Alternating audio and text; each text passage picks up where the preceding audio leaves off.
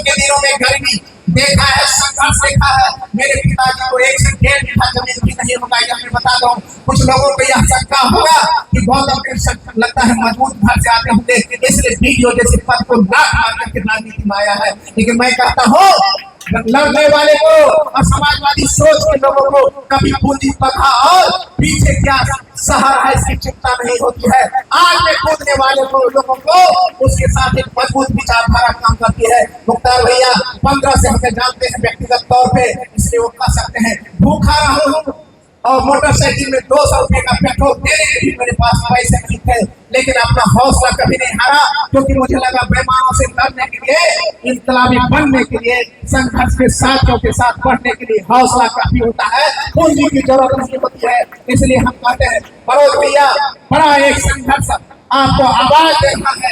ये विरासत की धरती पे इतने गांव का आशीर्वाद मिला है और आपके साथ अपने पिता की पुण्य आत्मा आपके साथ आशीर्वाद देने के लिए तैयार है। आप आगे बढ़िए। जब आपका मुरझाया चेहरा पिछले दिनों में नेताजी के ये आवाज को देखा था, सच कहूं मेरे आंख का आंसू आ गया था। मुझे वह दिन याद आ गया कि जब मुझे आप हौसला देते थे कि गौतम तुमने मुरझाना नहीं, आगे बढ़ो, लड़ो, तुम जीतोगे। मुझे लगा मेरा भाई पूरा मुरझाया हुआ है। इसलिए मैं कहता हूँ कभी नाव पे गाड़ी तो गाड़ी पे कभी नाव। इस नाते से हम लोग संघर्ष के साथी हैं, कभी रुकने वाले नहीं, कभी झुकने वाले नहीं है। परिस्थितियों से बनी हुई सरकार हो या 10 नजरिया का सरकारी धक्का बंदर मार करके मूव करके मचाया हुआ ये सरकार हो, यह सरकार बहुत दिन की सरकार नहीं है, लड़खड़ाने को लगी ही है। लेकिन अगला मुख्यमंत्री कौन है? जब हमारे पत्रकार के साथी कभी पूछते हैं कि गौतम जी बताइए अगला मुख्यमंत्री कौन होगा, तो मैं बेबाक अंदाज में कहता हूँ,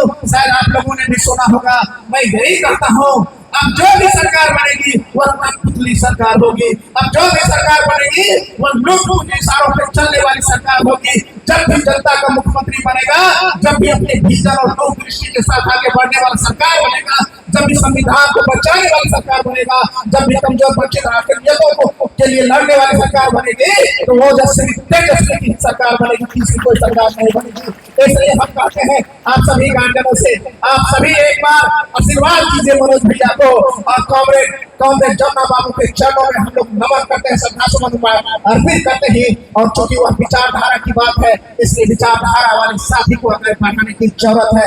आप सबों को प्रणाम करता हूँ, चरण स्पर्श करता हूँ। जिन युवा साथियों ना जान पहचान, ना कोई लगाव, ना कोई पहचान, उसके बावजूद ने हजारों की संख्या में अगर गौतम कृष्ण जैसे एक छोटे राष्ट्रीय जनता दल के एक साधारण सिपाही मेरे पिताजी के स्वर्गीय विष्णुदेव यादव 5 महीना पहले, मैं अभागा बेटा हूँ कि 5 महीना पहले मेरे पिताजी गुजर गए, वो देख नहीं सके अपने बेटा को जीतते हुए।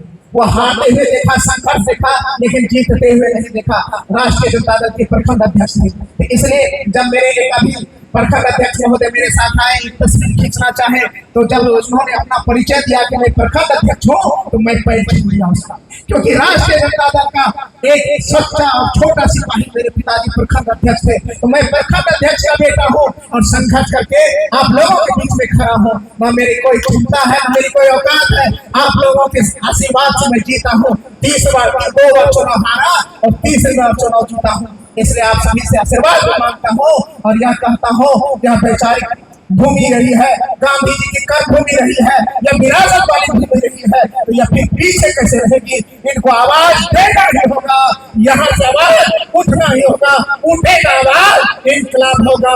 यह जो नफरत की ताकत है उसको नष्ट नाबूद यही केसरिया और चंपारण की धरती से ही होगा। इसलिए आप सभी को नमन करते हुए, जमुना बाबू को अपना शीश नवाते हुए, इनकलाब जिंदाबाद करते हुए एक बार जोर से नारा लगा दीजिए। जिनको सच्ची श्रद्धा है और अपनी विचारधारा में विश्वास है, तो कांग्रेस जमुना यादव अमर रहे, कांग्रेस जमुना यादव अमर रहे।